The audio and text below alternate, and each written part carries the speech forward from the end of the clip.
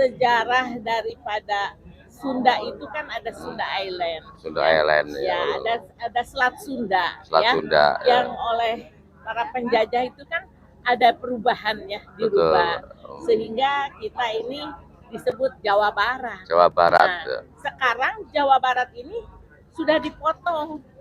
Dipotong oleh Banten. Ya betul, provinsi sendiri. Baratnya itu adalah Banten. Betul. Maka kami sepakat dengan para tokoh Sunda ingin mengangkat bahwa Jawa Barat ini menjadi provinsi Sunda, begitu.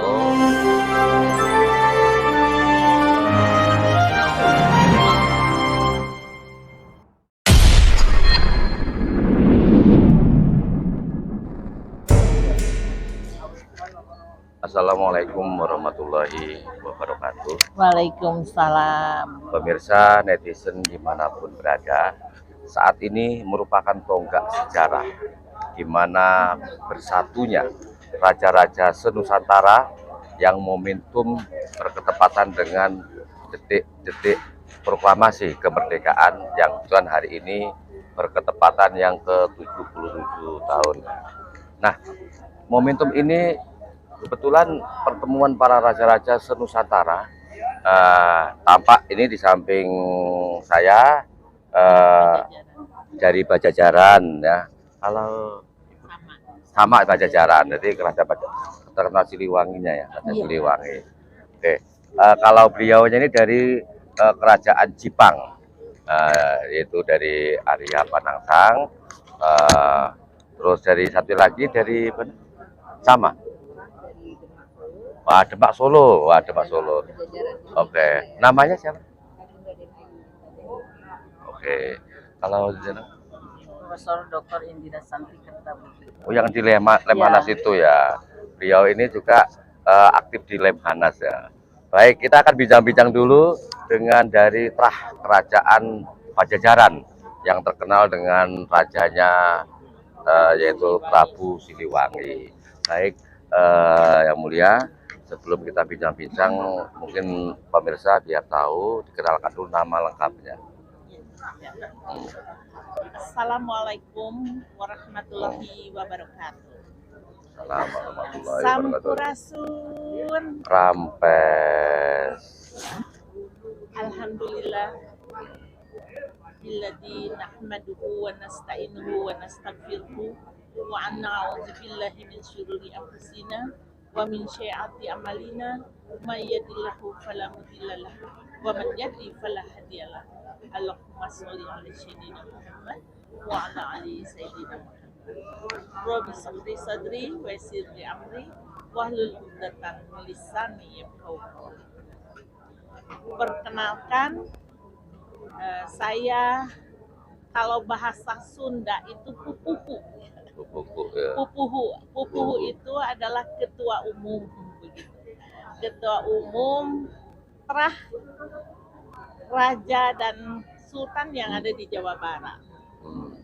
Karena selain daripada Kesultanan Cirebon, kerajaan-kerajaan di Jawa Barat itu sudah tidak ada begitu. Walaupun sekarang sedikit demi sedikit dikumpulkan kembali penataannya, tapi bukan yang asli begitu. Jadi pembangunan yang baru begitu. Ya. Iya, untuk tidak sama sekali hilang begitulah ya. Revitalisasi bahasa kerennya. Dalam keraton kerajaan Pajajarannya itu sendiri, ini belum ada yang berani untuk mengangkat, membuat satu bangunan begitulah ya. Karena kami mempunyai satu kepercayaan di beberapa tempat itu ada, termasuk Istana Kepresidenan di Bogor. Ya betul. Itu. Karena di samping istana itu ada makam dari Permaisuri, kemudian Panglima dan beberapa petinggi-petinggi negara atau kerajaan Pajajaran. Pajajaran ya. Betul.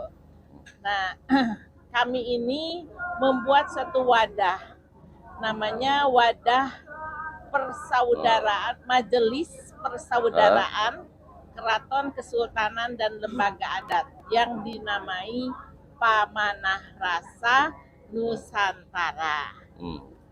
Pamanah Rasa Nusantara itu juga sebetulnya beliau itu adalah Prabu Siliwangi pada waktu kecil. Namanya berarti ya? Namanya begitu.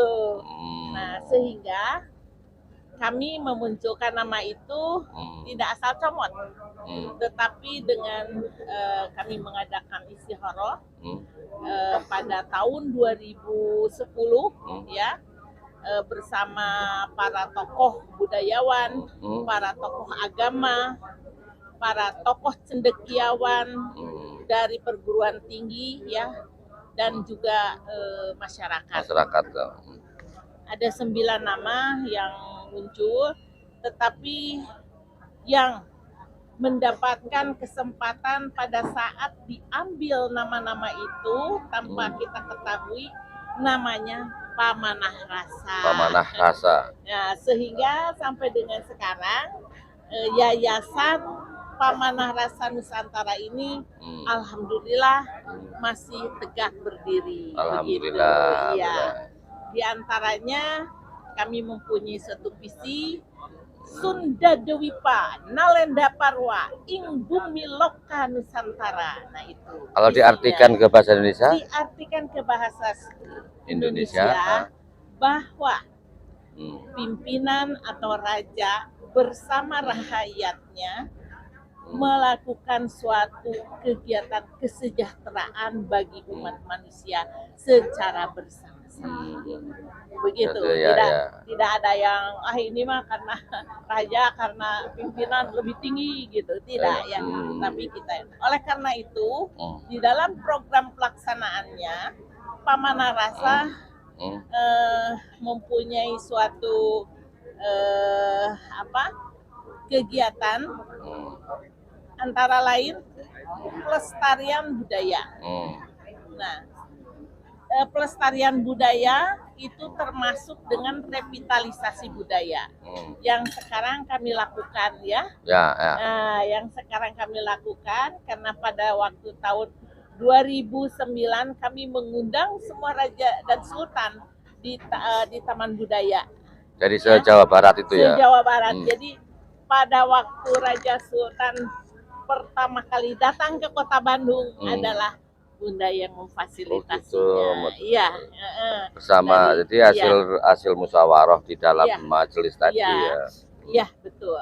Nah, selain daripada revitalisasi budaya, kemudian juga pengembangan dan pemajuan budaya kami lakukan kerjasama dengan beberapa perguruan tinggi ya, perguruan tinggi Universitas Pakuan, perguruan tinggi pendidikan ya, perguruan tinggi Al-Ghifari ya.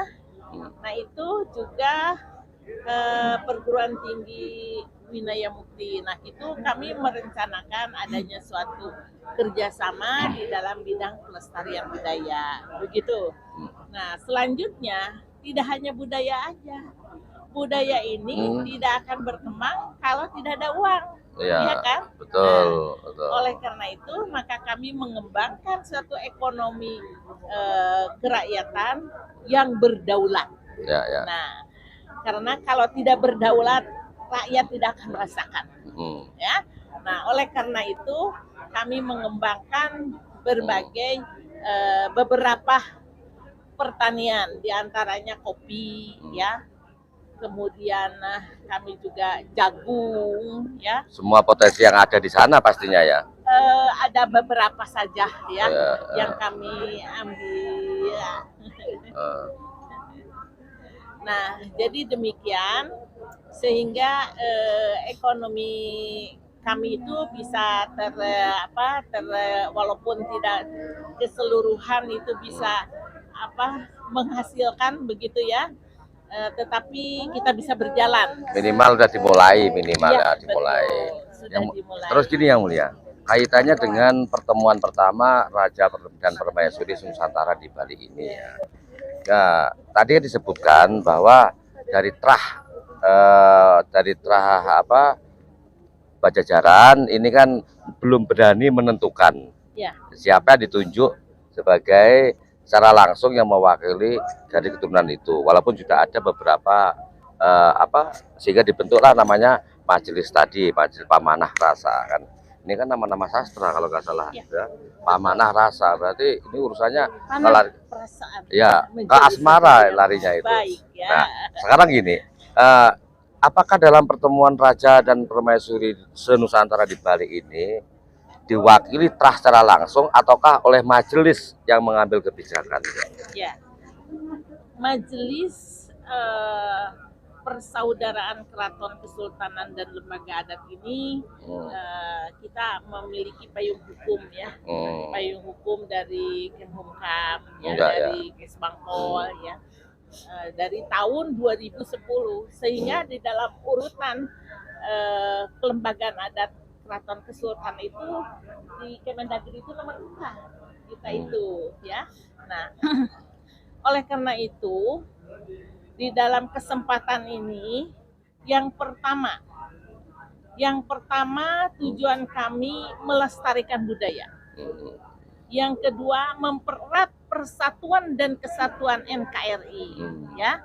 Yang sementara ini hampir luntur ya persatuannya ya. Nah, oleh karena itu dengan adanya ini mudah-mudahan ketua Matra ini bisa mengangkat persatuan dan kesatuan ini menjadi salah satu perjanjian pertama itu yang dimukakan. Gitu ya. Iya betul.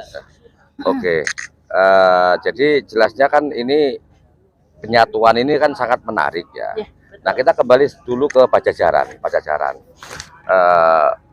Ini kan sempat ramai, sempat viral sebelumnya, yang mengklaim kalau nggak salah itu sempat munculnya Sunda Empire itu ya. Ini ada nggak hubungannya dengan Pajajaran atau majelis yang terbentuk ini? Jadi kalau kita ini beda ya, beda karena kami itu keluarnya dari terah keraton. Secara langsung ya. Jadi kami punya alur darah begitu. Baik itu yang ada di Jawa Barat maupun ada di luar provinsi sampai ke Madagaskar. Madagaskar, ya, betul. Nah, oleh karena itu maka yayasan kami ini tidak sama dengan Sunda Empire. Kalau Sunda Empire mungkin arahnya ke politis gitu ya, betul, ke politis. Beliau ingin menjadikan beliau menjadi raja keseluruhan atau menjadi sedunia ya. Itu. Ya, mungkin karena sejarah daripada Sunda itu kan ada Sunda Island. Ya. Ada Selat Sunda. Sunda. Yang oleh para penjajah itu kan ada perubahan ya, dirubah. Sehingga kita ini disebut Jawa Barat. Nah, sekarang Jawa Barat ini sudah dipotong oleh Banten. Ya betul, provinsi sendiri. Baratnya itu adalah Banten. Maka gitu.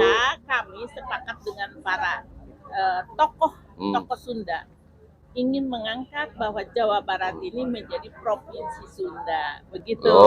Jadi begitu ya. Ke depan itu ya. Karena Jawa Barat itu kan daerah Pasundan ya, betul. Daerah Pasundan. Berarti bukan lagi bicara Jawa Barat, tapi diganti Sunda. Ya. Apa yang jadi alasan kira-kira itu yang mulia? Menjadi alasan. Kenapa dari provinsi Jawa Barat menjadi provinsi Sunda? Yang pertama adalah pelestarian sejarah. Betul. Sejarah mengatakan bahwa Sunda ini adalah Sunda Island, bukan lagi suku tapi bangsa. Ya. Dan Selat Sunda ini termasuk Bali. Langsung hubungannya. Iya, ada hubungannya. Tetapi dengan beberapa perubahan dan juga keinginan politik Belanda ya. Sehingga nama itu jadi hilang dipecah belah. dipecah belah jadi hilang. menjadi suatu nama Jawa Barat, Jawa Tengah, Jawa Timur, begitu Baik, kan? tadi kan menyebutkan begitu kokohnya ingin mengangkat derajat istilah Sunda dari provinsi apa ke Sunda. Sebenarnya apa sih karakteristik Sunda ini sehingga disebut tadi sebagai suatu kumpulan bangsa ya ini? Apa kira-kira menjadi karakteristiknya? Kalau karakteristik daerah, ada yang mengatakan bahwa Tuhan Allah menciptakan Jawa Barat ini sambil tersenyum. Oh gitu, luar biasa, filosofinya luar biasa ini. Pantesan daerah-daerah dari Sunda itu penuh dengan senyum ya gitu. Iya. Oke. Jadi somea hade kasema ya, artinya ramah tambah terhadap tamu yang datang ke Sunda. Tatar Sunda. Makanya di Sunda itu banyak bangsa-bangsa yang lain yang betah. Ya betul betul. Dan nggak ingin pulang, nggak ingin pulang. Ya, dan tidak pernah kami usir atau kami menjadi iri gitu ya, nggak ada begitu. Oke. Mungkin ada lagi tambahan pesan-pesan. Ini kan sekarang misinya misi penyatuan ya, penyatuan dan kebersamaan Nusantara. Ketika tadi diakui ada sesuatu yang luntur gitu loh. Apakah Bhinneka ini akan menjadi tunggal ika ataukah Bhinneka terpisahkan dari tunggal ika itu sendiri? Bhinneka tetap Bhinneka Tunggal Ika. Jadi satu kesatuan utuh ya. Betul. Iya. Tidak bisa dirubah. Berarti ini salah satu misinya dari pertemuan para raja permaisuri, termasuk betul-betul memunculkan calak utuh begitu ya.